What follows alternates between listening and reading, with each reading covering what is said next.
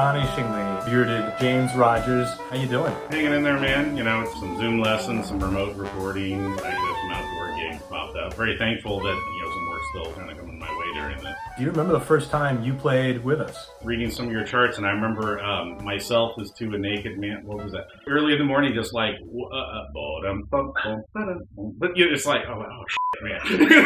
Well, that's got a filthy part, too. The gigs I weren't on, I still probably popped in on maybe 2 or 3 of those. Always a great time to hear the band, whether I was on stage or out front. How do you approach playing in this band? I definitely feel like I'm part of like the meta instrument. You have the bass clarinet, the bari sax, the bass trombone, and the string bass. And all of us, I feel like we're like different speaker sizes in like a larger bass cabinet. Someone's the 10-inch, someone's the 12-inch, someone's the 15-inch. Maybe someone's like the 410 cabinet. And I feel like at different times, I'm fulfilling, different things. I picked up, regular tenor trombone when I was 10 years old. And my high school happened to have a bass trombone there, and I switched to that, and then it was just kind of like, it just really fit the way that I play and character and all of that. You don't ever find disgruntled low voices? People just find themselves on the bottom. People that are gonna be on the bottom end of a musical ensemble are gonna find their way there. Mm-hmm. Do you have a favorite track? Burn, that was awesome. When you strip away your own compositional ideas and are dealing with someone else's material, it shows what exactly you're doing orchestrationally, divorced from what you're doing compositionally. The end of that, with Andy and I just kind of going for it at the end was a really amazing experience. That was the last thing we recorded, right? Because when we got done with the second take, I was on the verge of hyperventilating, and I had my head down like this as going, please end the session, please end this. And when you did, I still sat there for a minute, just like, okay.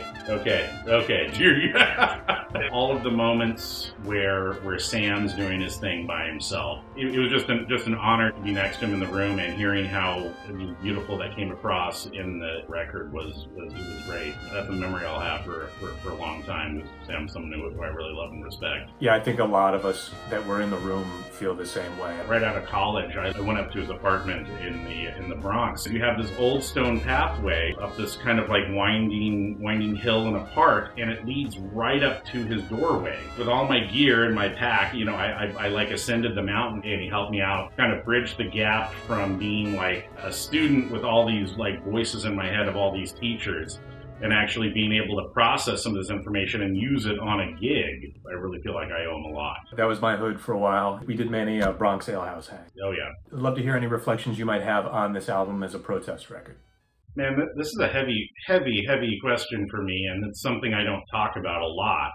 Yeah, I grew up in Northern California, like in the middle of nowhere. I'm someone whose dad lost his job due to the Endangered Species Act when he was a logger, so I grew up very, very right-wing, and I hung out with a lot of bikers who were in Vietnam that talked a lot about how much they kind of hated protesters because of the way they were treated when they got back. 15, 20 years ago, I would have felt terribly uncomfortable being on an album built as a protest album. And only within maybe the last 5 or 6 years have I really become comfortable with music as a form of protest. My politics have changed very much in the last 20, 25 years that I'm talking about. Getting to hang out with people that aren't like myself, getting to be the only white guy in a particular band at a time. I worked for 10 years in the South Bronx and Hunts Point at an after-school music program, actually seeing firsthand what institutional racism is and seeing how it actually affects people one-on-one. The way I view the world has really changed a lot. It's a heavy thing that I'm still kind of coming to terms with. It's beautiful to hear you talk about it. And, I'm happy that I've read enough articles from enough balanced sources and actually didn't just like stick to my guns, and I actually let stuff kind of soak in and not just immediately dismiss it because it wasn't something I learned growing up. I wish that was more of a source of pride for someone to be able to say, I didn't always think this way. I read parts of the symphony the day after won the election. I still remember, you walking in the room with this big pile of music. Okay, what do I do with this now that the world has changed? All of us just kind of sitting in the room, just kind of like, ooh. What do we do now? Is there anything that you would want to ask me about the record? Burn, how did you go about picking that tune? The snarling, spitting rage of that song. We're just going to burn the whole thing down. It sets an extreme boundary for the record, I think. Well, I should also point out that you played the ever-loving shit out of it.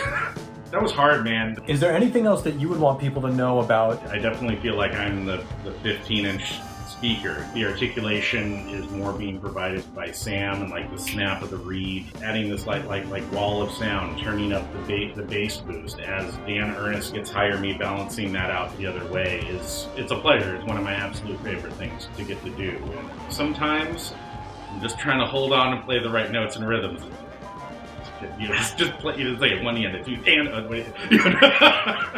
just kind of hanging on, getting drugged by the horse, And I got to tell you, the beard is looking gorgeous. Oh, thank you. Yeah. Long after this conversation is done, we'll be stroking our beards and thinking of each other.